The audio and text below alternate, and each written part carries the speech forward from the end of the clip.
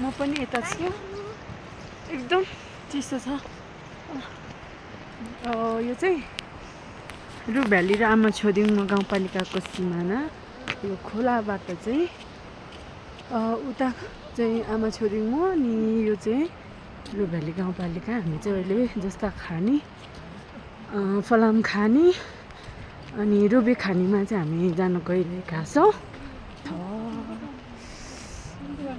हामी पनि भिडियो गर्नु न hello guys welcome to our Somdang हैन हामी चाहिँ अब काजलदारी जस्ता खानी जस्ता लिन हामी त्यस्तैमा यस्तो गफ नगर्नु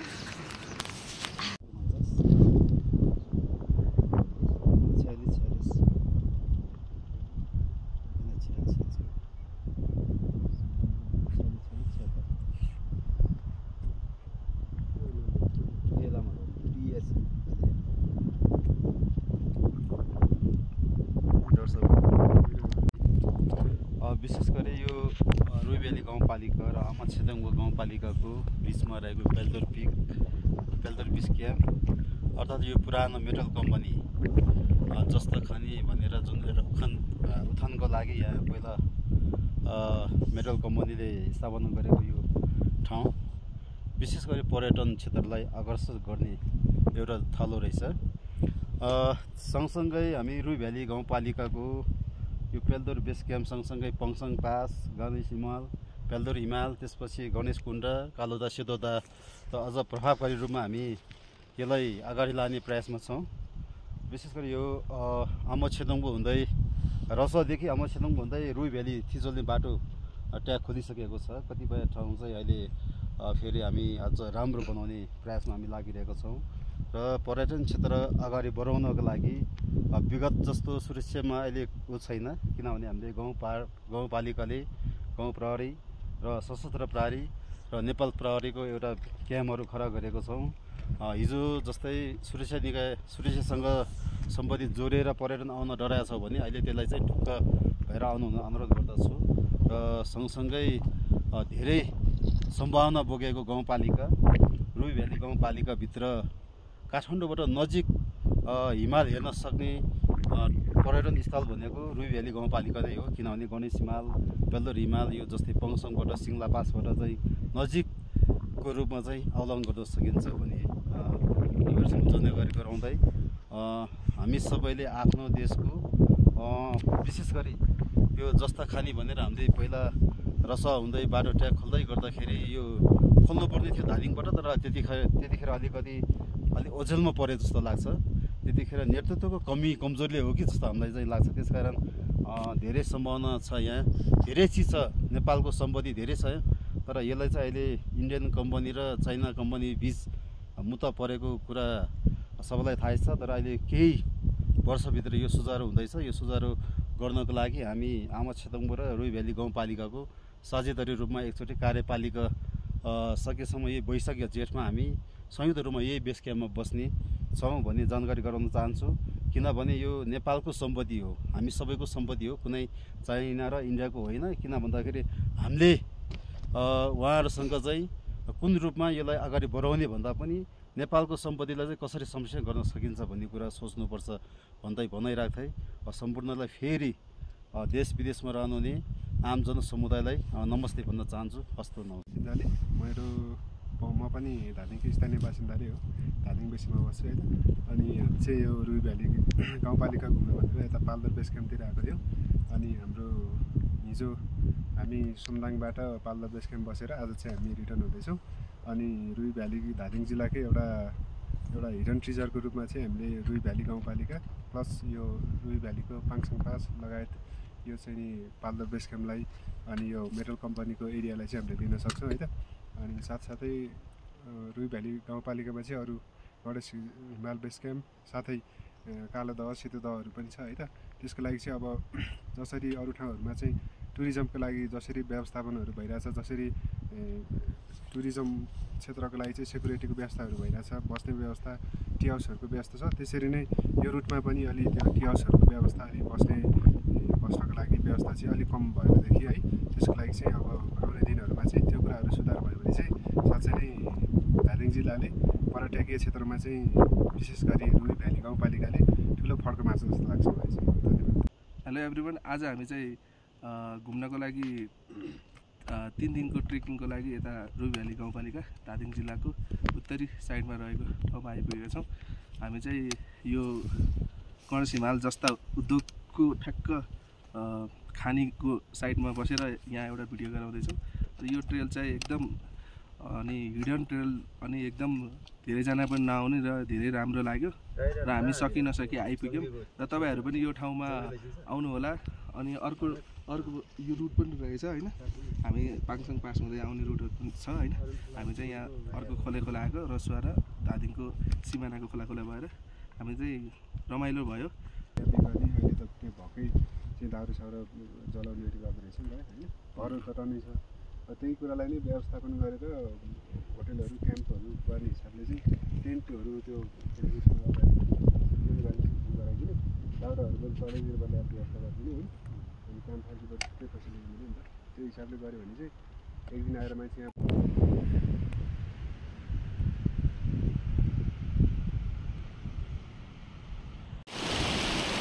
मिटर खाने सब ठाउँमा मिटर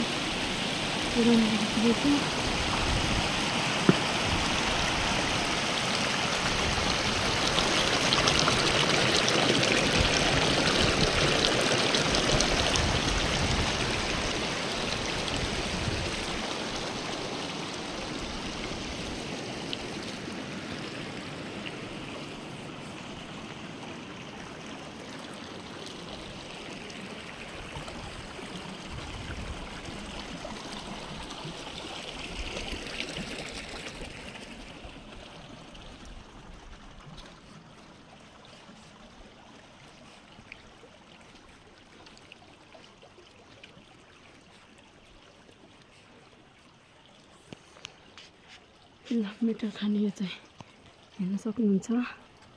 सुरुङ यस्तो छ फाइनल। ल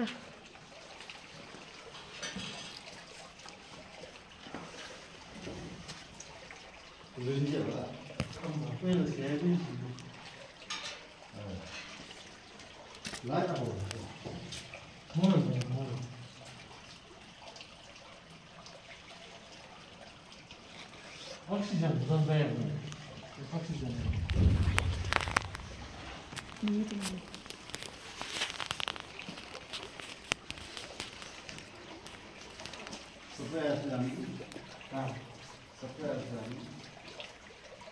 मिटर खाने यो चाहिँ फाइनली हामी आइपुग्यो।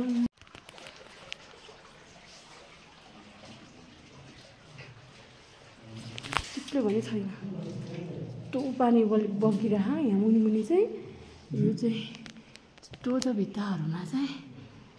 यहाँमा चाहिँ के होला थाहा छैन तर Oxygen खाने। ओ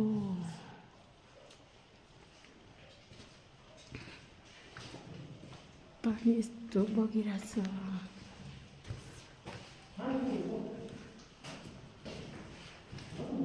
आउनु है, यस्तो बनाइसकेको रहेछ उहिले नै। हामी भर्खर घुमाइरहेछौँ अनुभवमा।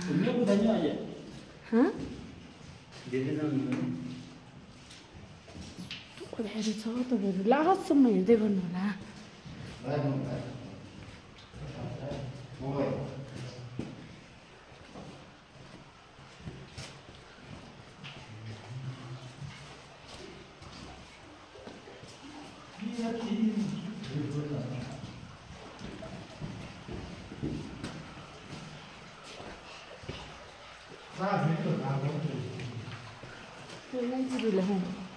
हेमिया भन्छु म,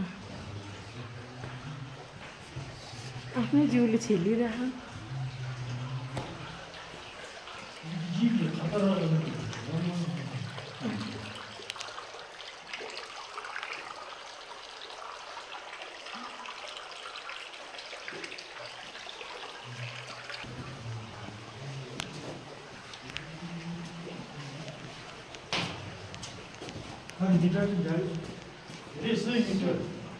खै ल हामी बल्ल 100 मिटरभित्र आइपुग्यौँ। 100 मिटर चिच्चोदेखि उतादेखि हामी अहिलेसम्म हिँड्यो नि म दूर लाग्यो त अक्सिजन हाल्यो 700सम्म चाहिँ हिँड्यो हिँड्नु धेरै 700सम्म रहेछ गुर्जममा पुरै अन्धारो छ।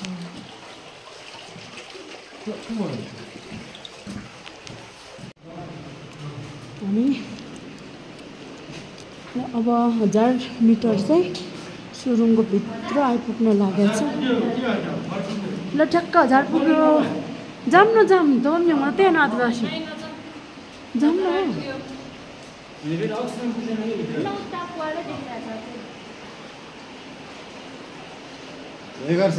हामी यतिजना छौँ। ल म फर्किन लागेको मान्छे जानुपर्छ भनेर जाँदैछु। 1000 मा आइपुगेँ म 300 मा फर्किँदै थिएँ कि 1000 क्रस हुँदैछ हामी। भागिसकेको थिएँ। फाइनली 1100 मिटर आयो। उहाँ चाहिँ हाम्रो उपाध्यक्ष हुनुहुन्छ।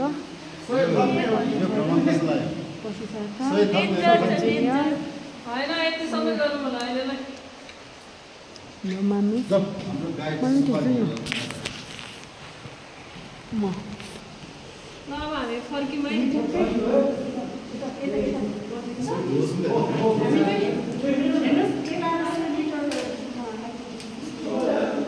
योभन्दा नि माथि टोटल कति किलोमिटर कति मिटर रे 1400 मिटर छ। हामी 1100 माइल पुग्यौँ। जम्मा 4 किलोमिटर मात्रै जाने।